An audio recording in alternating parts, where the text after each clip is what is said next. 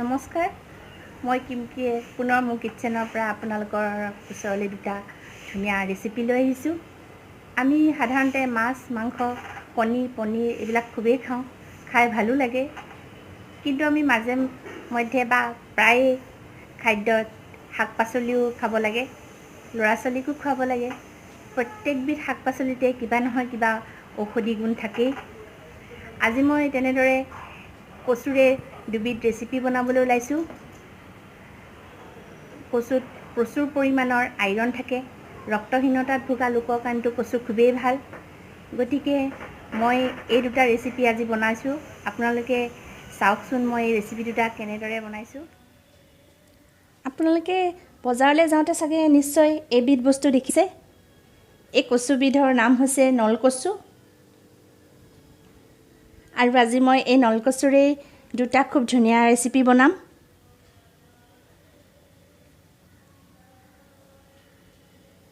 এই কচুডালৰ ওপৰৰ অংশখিনিৰে মই বেলেগ এটা আৰু গা অংশখিনিৰে বেলেগ এটা বনাম ৰেচিপি। তাৰ কাৰণে মই ওপৰৰ এই কোমল অংশটো, যিটো আমাৰ কচু থোৰৰ নিচিনাই লাগে, এনেদৰে আঁহখিনি গুচাই লৈছোঁ আৰু টুকুৰা টুকুৰা কৰি লৈছোঁ।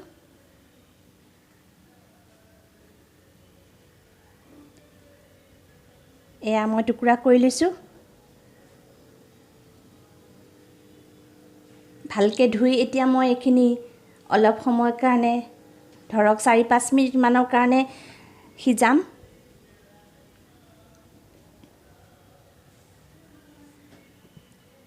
এতিয়া মই এয়া কেৰাহীত তেল অলপ লৈ লৈছোঁ।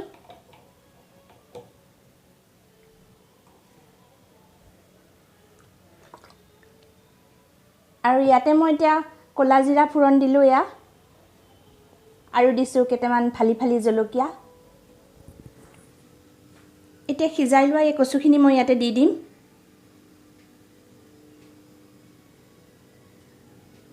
আৰু অলপ হালধি, নিমখ আৰু চেনি অকণমানো দিম।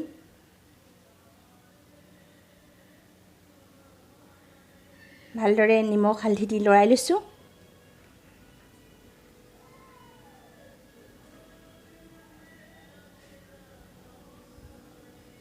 এয়া অকণমান চেনিও দি দিছোঁ, দেখিছে। মই জ্বলা, নিমখীয়া, মিঠা এই টেষ্টটো খুবেই ভাল পাওঁ কচু শাকত। আপোনালোকে ভাল নাপালে চেনি নিদিবও পাৰে। আৰু এটা কথা মন কৰিব, নিমখ অলপ কমাই ল'ব, কাৰণ জানেই নিশ্চয় কচু ভাজি হোৱাৰ পিছত থুপি যায়, কম হৈ আহে। গতিকে বেছিকৈ নিমখ দিলে চোকা হৈ যোৱাৰ ভয় থাকে। এয়া মই কচুখিনি খুব ধুনীয়াকৈ এনেদৰে ভাজিছোঁ, তেল সোমাই যোৱাকৈ। এইটো ৰেচিপি বনাওঁতে বেছি সময় নালাগে। আগতে কচু সিজাই লোৱা হৈছিলে, গতিকে মই খালি এতিয়া ভাজিছোঁ।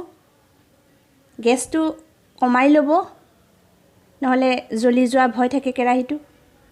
এয়া হৈয়ে গৈছে মোৰ কচু।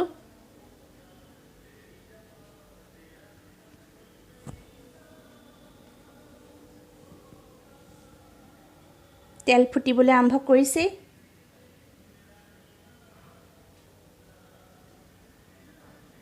হৈ গ'ল মোৰ কচু। এয়া ভাতৰ লগত সানি খাই খুবেই ভাল লাগে।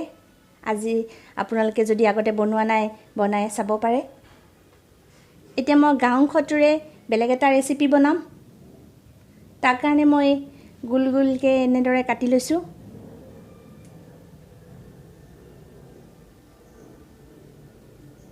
দেখিলে মই কেনেদৰে কাটি লৈছোঁ। এতিয়া মই আকৌ মাজেদি দুটুকুৰা কৰি দিম।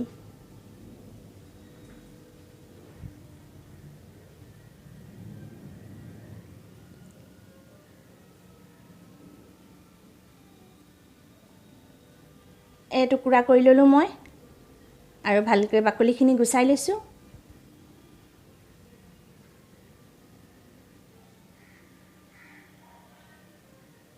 মই এই কচুৰে এতিয়া বৰ বনাম। আপোনালোকে ভাজা, পকৰা যি বুলিয়ে নকওক, খাবলৈ কিন্তু খুবেই সোৱাদ হ'ব। এতিয়া চাওকচোন মই কেনেদৰে এই কচুটো কাটিম। দেখিছেনে মই টুকুৰাটো কেনেকৈ কাটিছোঁ এনেদৰে দীঘলে দীঘলে কাটি যাব এনেদৰে কাটি গৈছোঁ মই দেখিছে মই গোটেইটো দকে কাটি দিয়া নাই কাটি দিলে দুটুকুৰা হৈ যাব আধালৈকে কাটিছোঁ মই এটা ফালে মই এনেকৈ দীঘলে দীঘলে কাটি আহিছোঁ এয়া চাওক আনটো ফালে মই এতিয়া বেলেগ এটা চেপত কাটিম এতিয়া চাওক মই এয়া বেকাকৈ কাটি আহিছোঁ তেতিয়া মাজত গৈ পেলাই ক্ৰছ হৈ যাব আৰু খুব ধুনীয়াকৈ সোমাই যাব ইয়াত মই যেতিয়া বেচনৰ ঘোলখিনি দিম সানিম তেতিয়া ইয়াত ধুনীয়াকৈ সোমাই যাব ফাকে ফাকে গতিকে মই এনেদৰে কাটি লৈছোঁ আৰু এতিয়া মই ভালকৈ ধুই এয়া অলপ নিমখ সানি থৈ দিম 15 মিনিটমান এনেদৰে নিমখ সানি থৈ দিম মই তেতিয়া কচুখিনি খুব কোমল হৈ যাব খাবলৈ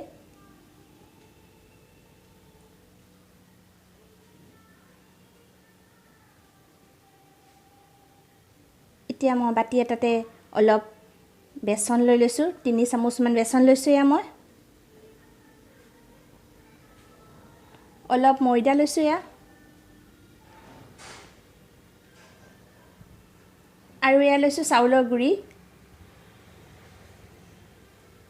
ইয়াতে মই অলপ জলকীয়া গুড়িও দি দিম টেষ্টটো ভাল হয় তেতিয়া আৰু অলপ জিৰা গুড়ি দিলোঁ অলপ ক'লা জিৰা দিছোঁ আৰু দিছোঁ আজৱাইন অলপ দিছোঁ খোৱা ছ'ডা নিমখ অকণমান দিছোঁ আপোনালোকে এটা কথা জানেনে বেচনৰ যেতিয়া এনেদৰে পকৰি বনাবৰ কাৰণে ঘোল বনোৱা হয় তেতিয়া ইয়াত আজৱাইন দিলে খুব সোনকালে হজম হয় সেইকাৰণে আজৱাইনটো দিব লাগে আৰু টেষ্টটো খুব ভাল লাগে আজৱাইনৰ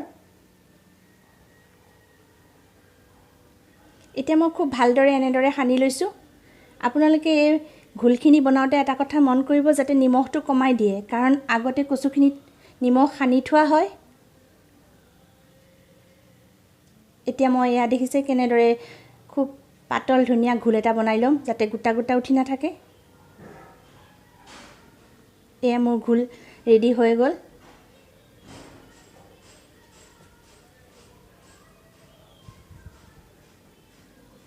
এতিয়া মই কচুকিটুকুৰ ইয়াত ডুবাই ডুবাই ফ্ৰাই কৰিম মই কাটি লৈছিলোঁ কিয় আপোনালোকে এতিয়া চাগে গম পাইছে এনেদৰে কাটি লোৱাৰ কাৰণে মাজে মাজে সোমাই যাব এতিয়া ঘোলখিনি আৰু খুব ধুনীয়া টেষ্ট এটা হ'ব মচমচীয়া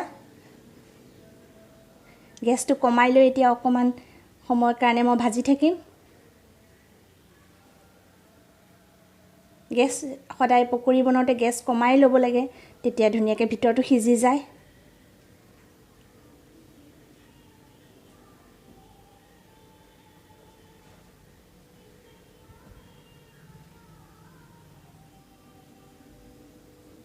এইখিনি মই এতিয়া ভাজিছোঁ আৰু মই এতিয়া ইলুটি শিলুটি কৰি দিম যাতে দুইফালৰ পৰা ভাজ খায়